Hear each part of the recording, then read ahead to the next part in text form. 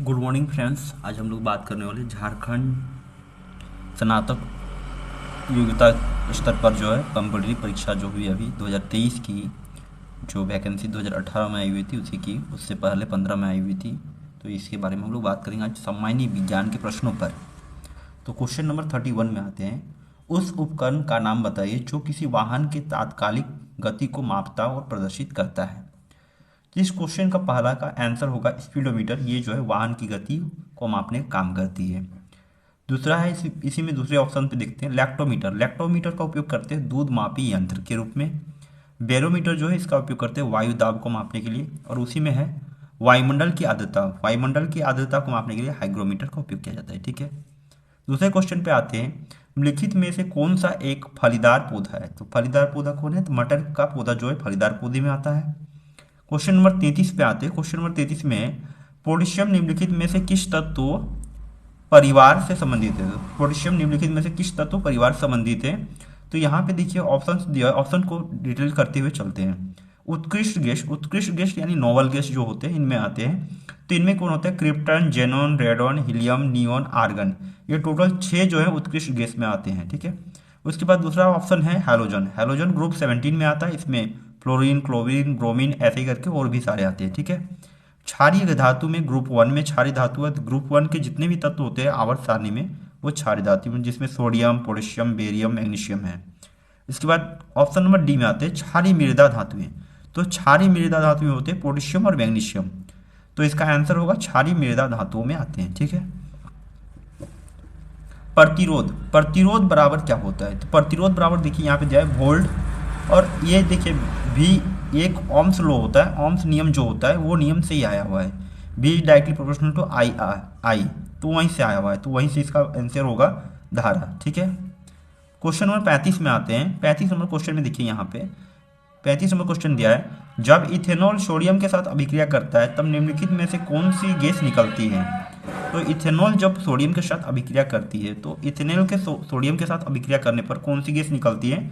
तो hydrogen gas निकलती है। तो इसीलिए प्लस कर दिए हैं। इथेनॉल और सोडियम जब मिलता है, अभिक्रिया होता है, तो हाइड्रोजन गैस मिलता है वहां से। ठीक है, अगला क्वेश्चन नंबर 36 में आते हैं। निम्नलिखित में से किस अंग में वोमेन वुमेन कैप्सूल पाई जाती है? तो वुमेन कैप्सूल किस अंग में पाई जाती है? तो गुर्दे में पाई जाती है।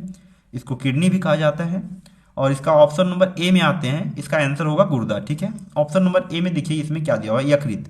यकृत जो है किससे बना होता है? तो हेपेटोसाइटस नामक सेल होते हैं, कोशिका होते हैं, हेपेटोसाइटस नामक, इन्हीं कोशिकाओं से मिलकर बनता है ये यकृत। तो ये भी क्वेश्चन आ सकते हैं। उसके बाद ऑप्शन नंबर सी में देखिए, ऑप्शन सी में अग्न्याशय दिया हुआ है। अग्न्याशय जो है यह एक ग्रंथि है, ग्लैंड के रूप में काम करता है। इसमें कौन कौन से जो है स्राव होते हैं? इंसुलिन, ग्लूकॉन, सेमेटोस्टेटिन सेमेटोस्टेटिन नामक ये भी स्रावित होता है। उसके बाद ऑप्शन नंबर डी में देखिए ये अमाशय है। अमाशय से जो है हाइड्रोक्लोरिक अम्ल स्रावित होती है। तो अमाशय से एक अम्ल है जो स्रावित होता है, ये हाइड्रोक्लोरिक अम्ल। क्वेश्चन नंबर 37 में आते हैं। किसी वस्तु को समान गति से सतह पर फिसलने से रोकने के लिए किस बल की आवश्यकता होती है? तो पहली बात जान लीजिए, किसी भी व्यक्ति को या किसी वस्तु को एक जगह से दूसरी जगह चलने के लिए या तो एक जगह से दूसरी जगह गति करने के लिए घर्षण बल चाहिए। तो उन्हीं घर्षण बलों में से ये प्रकार होते हैं स्थैतिक घर्षण, रोलिंग घर्षण, स्लाइडिंग घर्षण और संपर्क घर्षण। तो इसमें से स्थैतिक घर्षण ये जो है इसका आंसर होगा स्थैतिक घर्षण। ठीक है, अगले क्वेश्चन पे आते हैं। क्वेश्चन नंबर 38 पे, अम्लीय विलयन में फिनोल्फ्थालीन का रंग कैसा होता है? तो अम्लीय विलयन जो होता है उसमें फिनोल्फ्थालीन का रंग कैसा होता है? तो अम्लीय विलयन में जो फिनोल्फ्थालीन होता है उसका रंग जो है रंगहीन होता है, यानी इसका कोई रंग नहीं होता, कलरलेस होता है। ठीक है, उसके बाद क्वेश्चन नंबर 39 पे आते हैं। क्वेश्चन नंबर 39 में देखिए क्या दिया हुआ है। इनमें से कौन सा रोग आमतौर पर मच्छरों द्वारा फैलता है? तो मच्छरों से फैलने वाला रोग जो है मलेरिया है। और मलेरिया के रोग में जो है बहुत सारे देश जो है क्लोरोक्विन नामक मेडिसिन का उपयोग करते हैं, क्लोरोक्विन नामक का।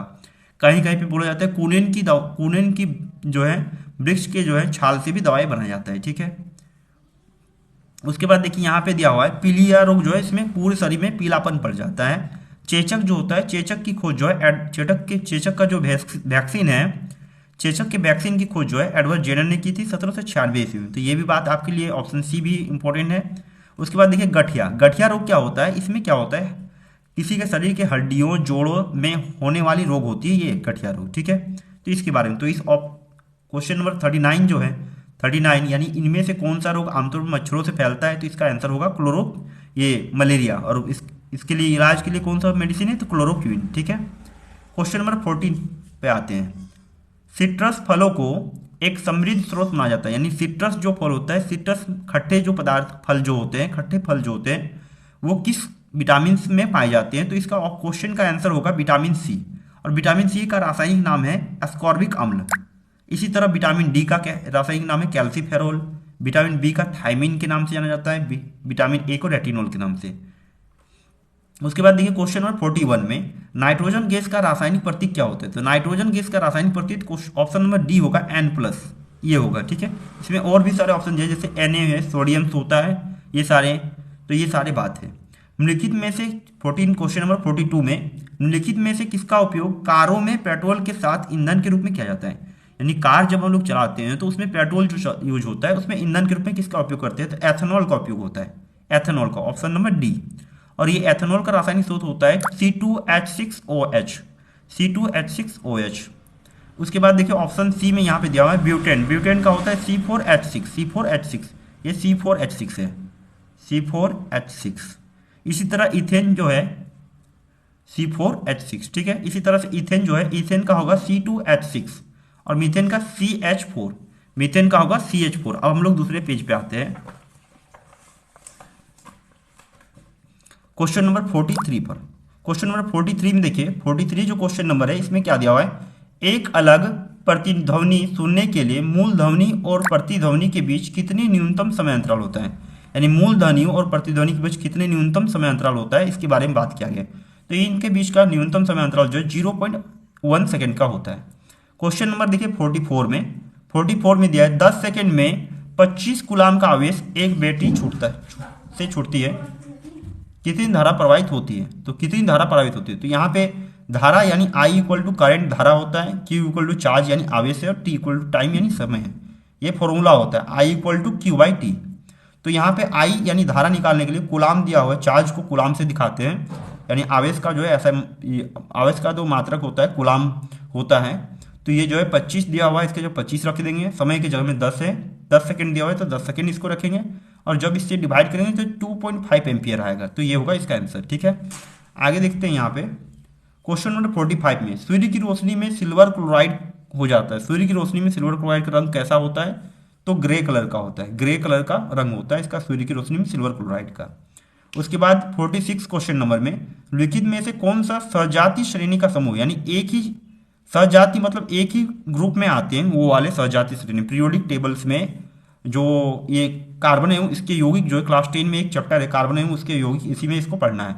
तो उसमें जो है एक आता है इथाइन, प्रोपाइन और ब्यूटाइन। इथाइन का C2H2 होता है, प्रोपाइन का C3H4 होता है और ब्यूटाइन का C4H6 होता है। तो ये वाले जो है सजातीय ग्रुप में आते हैं। क्वेश्चन नंबर 47 में आते हैं लिखित में से कौन सा हार्मोन बच्चे के जन्म के बाद दूध बनाने की प्रक्रिया को उत्तेजित करता है। तो हार्मोन के बारे में जहां तक बात आया तो एक बात बता दें, हार्मोन जो है आपका जाकर ये माता पिता से मिलते हैं, इन्हें बनाया नहीं जा सकता। और दूसरी बात की इसमें से जो है पुरुषों में जो है हार्मोन पाए जाते हैं और स्त्रियों में भी हार्मोन पाए जाते हैं। स्त्रियों में 2 हार्मोन पाए जाते हैं जो प्रोजेस्टेरोन एस्ट्रोजन है। तो ये प्रोजेस्टेरोन और एस्ट्रोजन में जो है जब बच्चा जन्म लेता है तो इसमें से एक प्रोजेस्टेरोन जो होता है ये दूध बनाने का काम करता है। तो इस बात को याद रखना है आपको। उसके बाद क्वेश्चन नंबर 48 में आते हैं निम्नलिखित में से कौन सा न तो अम्ल है और न ही क्षार है, यानी जो न तो वो अम्ल में आता है न ही तो क्षार में आता है।